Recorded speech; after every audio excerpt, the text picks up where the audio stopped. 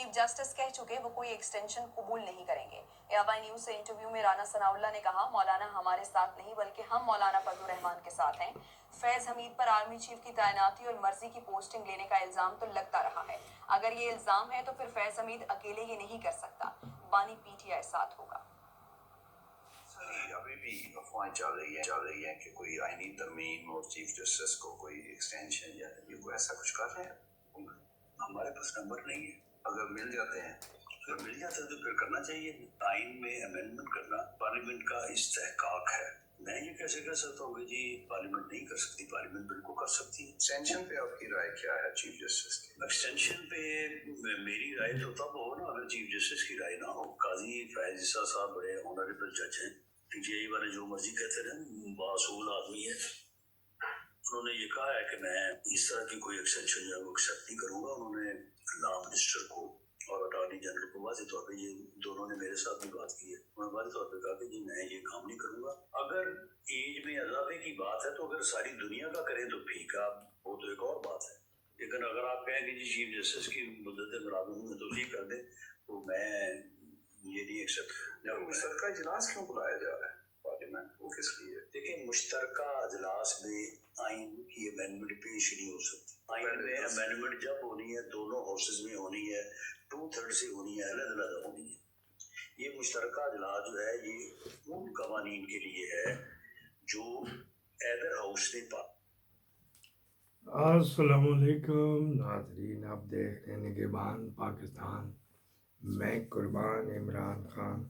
ये थे जी राना साहब, इन्हीं के हवाले से भी बात करनी है। एक और क्लिप सुन लें। आप देख रहे हैं निगहबान पाकिस्तान, मैं कुर्बान इमरान खान। ब्रेकिंग न्यूज़ के साथ हाजिर हैं। ये 2 क्लिपों के हवाले से ही होएगा, दूसरा भी सुन लीजिए। इसलिए ज़रूरी है कि मुल्क दिवालिया हो चुका है।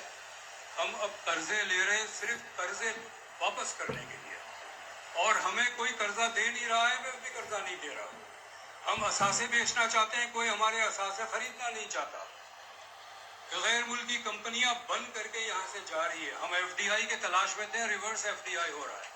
इस सूरत में कुछ हंगामी इकदाम करने की ज़रूरत है। मईशत बिल्कुल कलैप्स के सूरत में है, और इस्लामाबाद आप जाएं तो वहाँ पर ऐसे लगता है कि कोई क्राइसिस है ही नहीं। इंडस्ट्री को रिवाइव करने के लिए जीएसटी का रेट कम करना पड़ेगा। इसलिए ज़रूरी है कि मुल्क दिवालिया। अच्छा जी, ये इन 2 के चलता है जी, इसके इर्द गिर्द ही चलता है। असम्बली के इजलास चल रहे, पहले गिला करना है। हुन राम ही वो जुल्फ़कार पिंडा ने हलफ ले लिया, ये कुत्ती के बच्चे, या जो बावली कुत्ती होती है ना उसके बच्चे, किसी ने एहतजाज नहीं किया वहाँ पे। भाई उसके साथ चले जाओ, उसको कागज़ लेके फाड़ो, उसका कुछ तो धींगा मुश्ती करो, पता तो लगे। लेकिन नहीं, वो 5-7 जने उसके साथ गए हुए हैं ऑब्जर्वेशन के लिए। चलो ठीक है जी, सही। परवेज़ खटक ने कहा था इसको अंदर कर लो, बाकी नहीं पीछे ले दिएगी, कचरा ही है, सारे अपने घर के ही बंदे हैं, कुछ नहीं है कि ना उनको अकल है ना कोई मौत है। थोड़ी बहन को फोन के रखा। अच्छा जी, अगली बात कर लेते हैं। राणा जी ने ये बयान दिया तो शायद आपने जो शहर वाले हों, वो गांव वाले भी देखे हुए होते हैं। बावला कुत्ता जिस तरह टक्करे मारता ना, इस तरह टक्करे मारता फिरता है दीवारों में, काजी फायज ईसा। अच्छा जी, वो भागा फिरता, उसने जाके क्या ये क्यों बोला, किस तरह बोला, नवाज शरीफ को पैगाम भिजवा, उसका बस नहीं चलता कि ऊपर लगा के तो खुद ही उड़ पड़ता। पहले ज़माने में ना जब ये जहाज़ उड़ाने थे, जहाज़ से पहले 1-2 दफ़ा वो ये ट्राई की थी, किसी बंदे ने पर लगा के ना बड़े बड़े, तो नहीं हो सका, बेचारा अपनी लतें लुतें तोड़वा चुका। काजी का ये बस नहीं चला, वो जाके नवाज शरीफ का गिरेबान पकड़े, ये कहाँ से बोल रहा है, क्यों करके बोल रहा है। नवाज शरीफ ने जब उससे आईबी से इंक्वायरी कराई तो उन्होंने इससे पूछा पूछाया भी, किसी जरिए से पूछते हैं, हर चीज़ तो बग हुई हुई है यहाँ पे। फिर वाया बठिंडा ही पूछते हैं, इंग्लैंड फ़ोन करते हैं, इंग्लैंड से माजे को फ़ोन जाता, माजे को साजे से जाता, लेकिन पकड़े जाते हैं आमतौर पर। ये जिस तरह अकरम का बनाई हुई फिल्म, वो किसी और के नंबर वाले फ़ोन से इमरान खान की बात कराता था। किधर गया फैज हमीद और किधर गया अकरम? कब कब वो निकलेंगे उनके बयानात? कुछ नहीं, वो सिर्फ टोपी ड्रामा, बयानिए की जंग चल रही। फिर राणा साहब ने कहा अच्छा जी अगले प्रोग्राम में कर देंगे।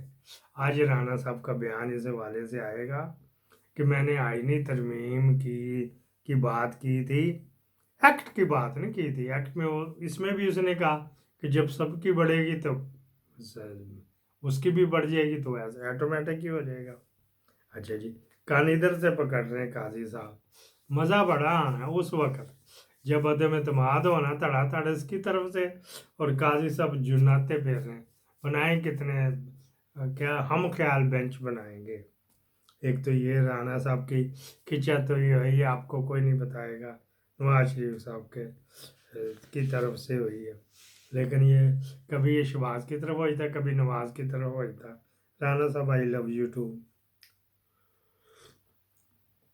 अच्छा जी, जो ये बयान दिया बंगाली साहब ने, इन्होंने तो कच्चा छट्टा ही कर दिया। उससे पहले ख्वाजा भी बकरी भी कह बैठा था कि मुल्क दिवालिया हो चुका है, उसने भी कह दिया लो जी आप इन्वेस्टमेंट कर लो, IMF से किस्त ले लो। और जिनसे लेना था 7 अरब लेना था कि जी उनसे 7 अरब लो तो हम आपको देंगे। वहाँ से 5-7 अरब के 11 अरब आना था।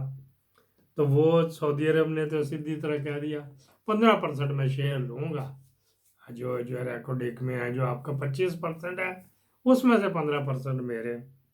चाइना आए बाएं शाएं कर रहा था कि आपने कमिटमेंट पूरी नहीं की अभी तक, कि हमारे बंदे को बाहर नहीं निकाला। अच्छा जी, वो गई कैसर बंगाली की, नवाज शरीफ ने IB की। IB तो इनके इख्तियार में है ना, उनको यही नहीं पता कि IB वाला वो जो मेजर जनरल रिटायर है असदुल्ला खान, इसका भी था, उस वक्त डिप्टी था। वो पहले नवाज शरीफ को नहीं रिपोर्ट करता, पहले ऊपर वाले को रिपोर्ट करता, फिर कहीं और करता। वहाँ से उसने इंक्वायरी कराई कि इसको इंडक्ट करवाया था इसने, इलीगल आर्मी चीफ जो है ना, रिटायर जनरल आसम मुनीर ने अपने बंदे के ज़रिए इंजेक्ट करवाया था।